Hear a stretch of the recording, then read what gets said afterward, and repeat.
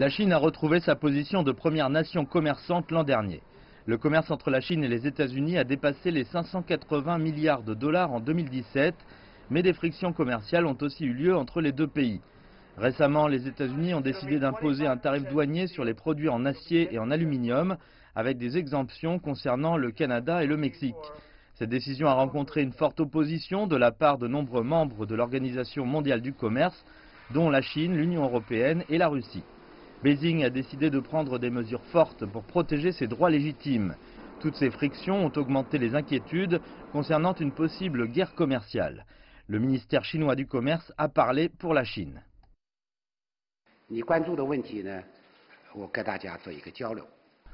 Je voudrais dire qu'il n'y aura pas de gagnant dans une guerre commerciale. Ça n'apportera que des catastrophes pour la Chine et pour les États-Unis et le reste du monde. La Chine ne veut pas de guerre commerciale et n'en sera pas l'initiatrice. Mais nous pouvons traiter n'importe quel défi. Nous allons sauvegarder fermement les intérêts de notre pays et de notre peuple.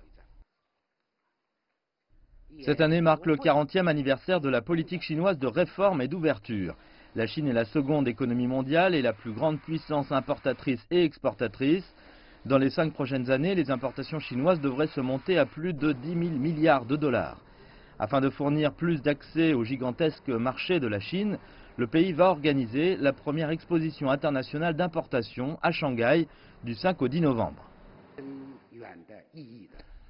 Cette exposition est une décision majeure du comité central du PCC qui a pour but de promouvoir une ouverture de haute qualité. C'est une initiative de la Chine pour ouvrir son marché au reste du monde. Elle servira aussi à soutenir la mondialisation économique et commerciale. Cette exposition va accueillir des forums multiples et permettre plus d'échanges de biens et de services.